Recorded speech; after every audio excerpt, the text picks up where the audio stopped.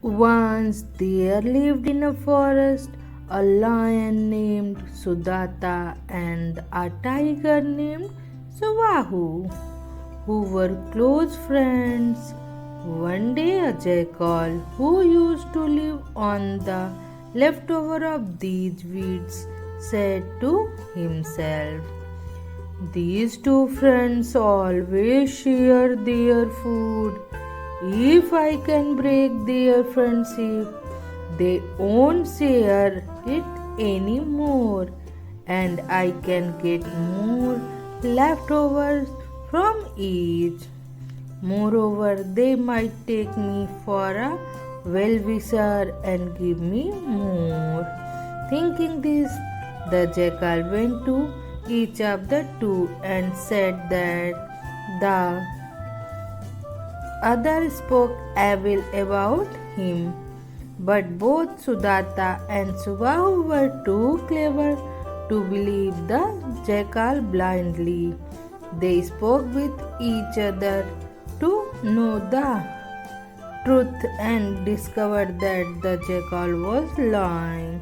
Having failed in his ploy, the jackal ran away. One day, a fox was roaming in search of food. After a while, he saw a peacock perched high on a tree. "How can I have this peacock for lunch? I cannot climb up the tree," he thought. The fox was cunning. He said to the peacock, "Don't you know there was a meeting of animals this morning? Animals and birds will not kill one another for food anymore." The peacock replied, "So, King Lion, the tiger, and the leopard shall eat grass from today." The fox said, "Come, let us have a chat." The peacock replied, "Sure, some of your friends are also coming here." "Who?" asked the fox. "Horns," said the peacock. The fox sprang up on his feet when the peacock said, "Remember, all the animals and the birds have become friends. Maybe the horns haven't heard about it," said the fox, and ran away deep into the forest. Once there was an ass who worked for a gardener. The ass had to work hard, but gardener gave him very little food. He also beat him very often. So one day the ass begged Jupiter, the king of gods, to hand him over to another master. Thereafter the ass was sold to a potter. This upset the ass even more, as he had to work even harder than before. He was disconnected as ever. So he again begged Jupiter to change his master. Then Jupiter obligingly arranged that the ass should be sold a tanner. Soon the ass realized that he was in worse hand than before. When he saw his new master tread, he cried, "It would have been better for me to serve my previous master and be overworked rather than being bought by my present master, who may tan my hide." He dared not to pray Jupiter again for a change. The moral of the story is no one can expect better behavior from a stranger unless actually comes in contact. Once upon a time there was a forest surrounded by mountain and a lake. In the forest lived a beautiful doe which was blind in one eye. Despite this disability, she was happy, brave, and alert. She grazed on a high cliff. All the animals were her friends. She was wise and had saved many of them from hunters. One day, she was eating grass on the cliff. A hunter got into a boat and went towards the cliff she was grazing on. Though she was busy, eating her sharp ears alerted her to the danger. She turned around just in time to see the hunter take an aim with his bow and arrow. As soon as the arrow was shot, the doe ran into the forest and saved her life. The moral of the story: forewarned is forearmed. Once upon a time, Bodhisattva was born as a parrot. The parrot was young, so he started living on a fig tree with other parrots. He made a home on the fig tree and began to live there happily. The tree was still young and the parrot was growing up there. The tree offered him delicious and fresh fruits to eat. The branches of the tree become thick with leaves as it has grown with time. The leaves provided shelter to birds. The tree became fond of the parrot who lived in its shelter. As time passed, the tree became old and stopped giving fruits and seeds to the birds living on the tree. All the birds left the tree and went except the parrot. The old tree asked the parrot why he did not leave it while others had gone. The parrot replied, "You are my friend. You gave me tasty fruits to eat and said, You are my home. I cannot leave you when you become big." The question was actually asked by Sakka, Lord Indra. Sakka was pleased with the answer of the parrot and came in his true form. He said to the parrot, "I am pleased with you. You can ask for anything that you desire." The parrot asked Indra to make his friend the tree too young with fruits and leaves.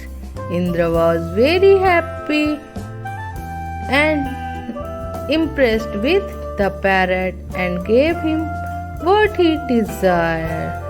The moral of the story is that we should not leave the side of our friends in bad time. True friends are always with their friends even when the time goes tough. A donkey and a fox were wandering in the forest. They were good friends. They were too engrossed in chatting and were taken aback when they saw a lion nearby. It was too late to turn around and run. The fox had an idea. He said to the donkey, "Don't worry, I will make friends with the lion. Then he won't harm us." Then he went to the lion and said, "If you promise to spare my life, I will bring the donkey to you and you can kill him instead." The lion said, "As you say, you are clever." The fox came to the donkey and said, "Come along, the lion is our friend now." But the lion killed the donkey and ate him up. Then he turned to the fox and said, "It's your turn now," and killed him too. The moral of the story is one should never deceive a friend. rich tree doesn't pay. Once upon a time, in a vast and beautiful forest, lived two little birds named Chippy and Fluffy. They were the best of friends and did everything together. One day they decided to fly to the other side of the forest, where they had heard there was a magical tree that granted wishes. Excitedly, they began their journey, singing, chatting along the way. As they flew, they met many other animals. First, they encountered a wise old owl perched on a branch. "Where are you two headed?"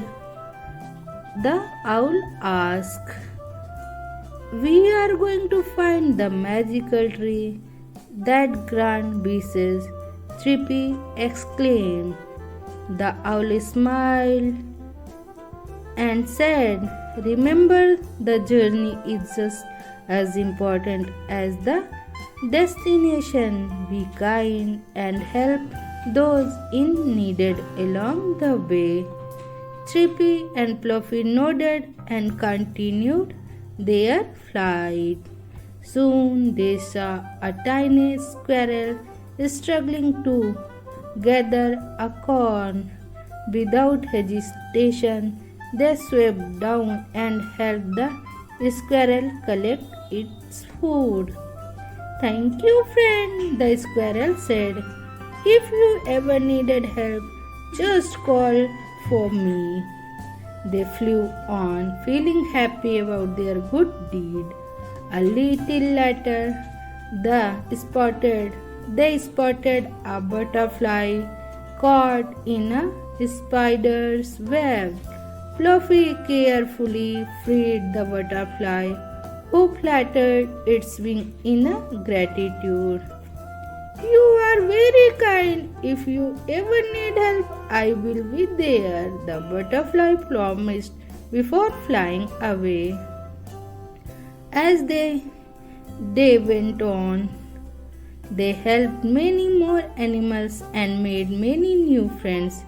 Finally, they reached the other side of the forest and found the magical tree.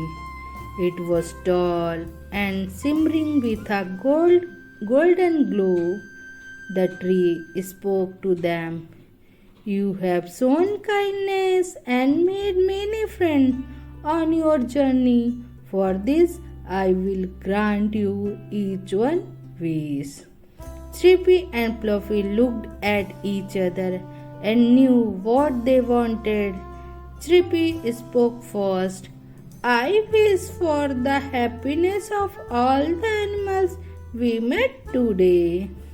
Fluffy added, "I wish for everyone in the forest to always have enough to eat." The tree glowed even brighter and granted their wishes. From that day on, the forest was filled with happiness and abundance. Chippy and Fluffy returned home feeling fulfilled and content. They realized that the journey and the friends they made along the way were the true magic, and so they lived happily ever after, spreading kindness and joy wherever they went. The moral of the story is the true magic in life lies in kindness and helping others.